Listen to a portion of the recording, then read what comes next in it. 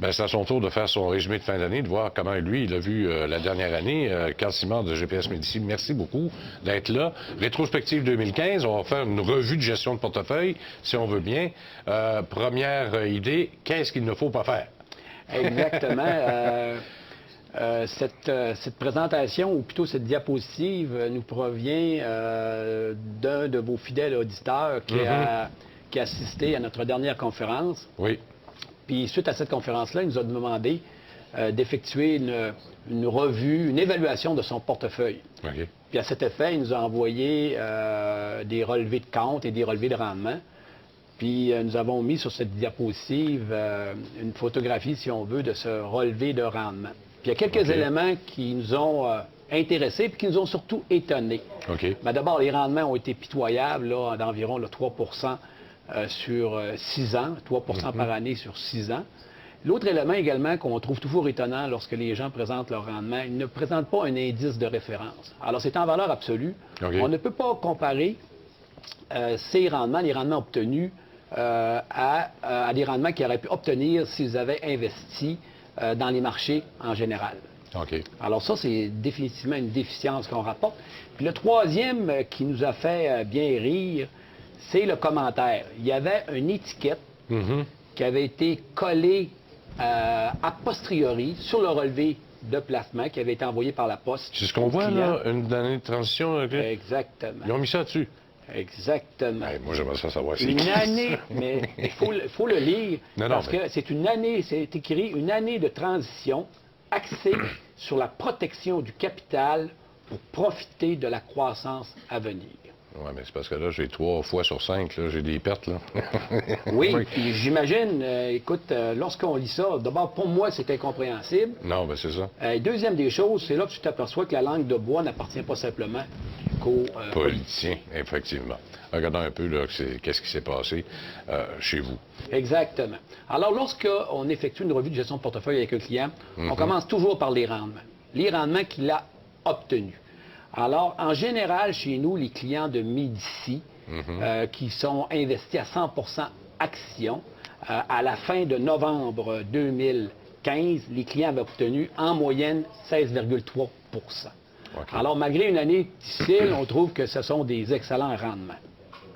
Puis évidemment, lorsqu'on les compare à un barème comparable, puis on reviendra tout à l'heure au barème, qui est composé de 50 de la bourse canadienne et 50 de la bourse américaine, c'est 6,4 Alors voilà le type de comparaison qu'on trouve intéressant de fournir à nos clients parce que ça nous permet effectivement d'identifier vraiment la valeur ajoutée de Médicis dans sa gestion qui a procuré dans ce cas-là, en 2015, une valeur ajoutée autour de 9,9 Et on a la même chose sur une période un peu plus longue, sur 6 ans, qui est la colonne juxtaposée à la première. On voit que le rendement de Médicis, de vrais réels clients après frais, incluant également le taux de change, est de 19 par année. Bien, justement, tu viens de nous dire quelque chose là, qui sait les gens. J'en ai parlé un peu avec Lynn tantôt, le fameux taux de change.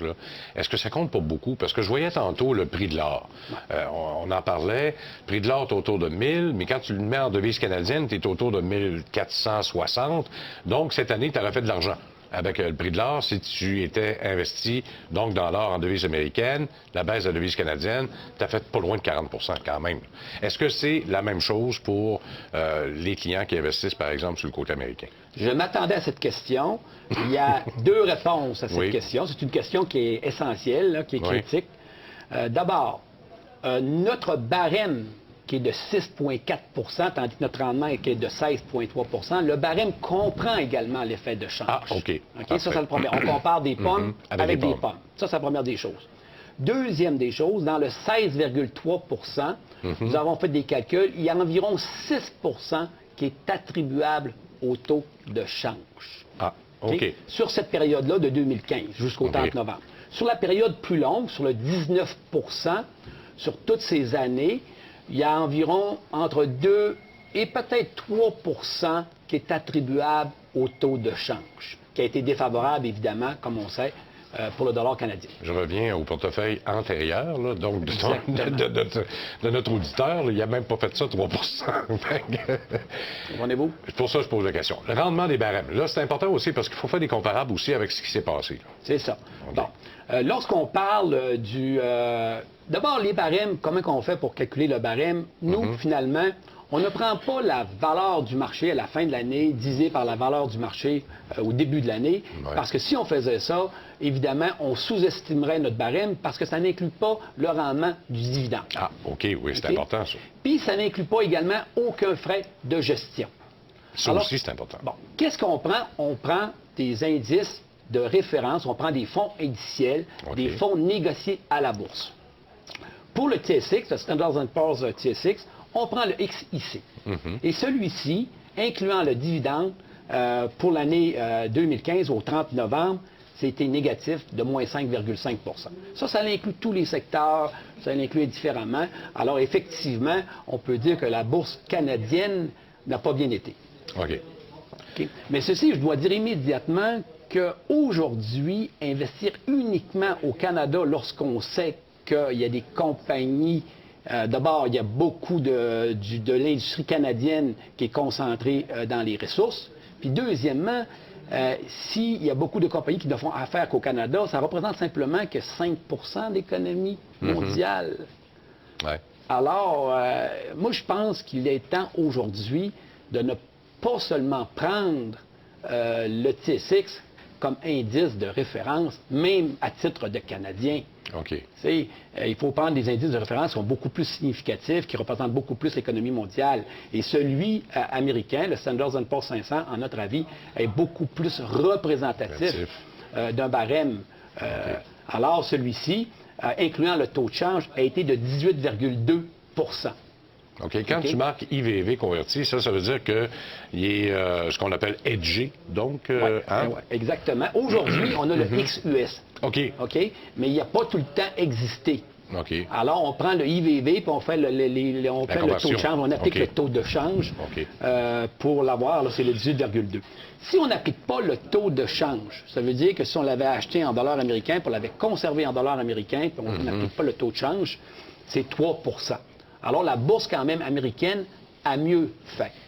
Ça, c'est clair. Bon. Puis c'est quand même surprenant cette année, parce qu'on a tellement dit de mal sur les obligations, même avec un rendement de 2 avec le XBB, je trouve ça pas pire. C'est pas pire d'un sens, mais d'un autre, François, lorsque tu regardes ça, à mon avis, c'est qu'oublie pas qu'il y a eu une baisse des taux d'intérêt marquée. Oui. Alors, malgré cette baisse des taux d'intérêt qui a fait augmenter la valeur marchande des obligations, on peut dire que finalement, le rendement d'intérêt n'a pas compensé cette hausse de la valeur mobilière. Pas la valeur mobilière, mais des taux d'intérêt, des intérêts. Ouais. Alors, finalement, lorsqu'on dit... C'est pas fort. Non, c'est pas fort. 2 on s'entend, c'est pas fort, mais je suis même surpris que ce soit 2 C'est pas fort. Et quand on le regarde à long terme, les obligations sur 5 ans ont été de 4,3 mais c'était surtout également, encore d'habituellement, la chute des taux d'intérêt. On sait que les taux d'intérêt, surtout aux États-Unis, sont rendus un bas, puis probablement, imminemment, vont augmenter éventuellement.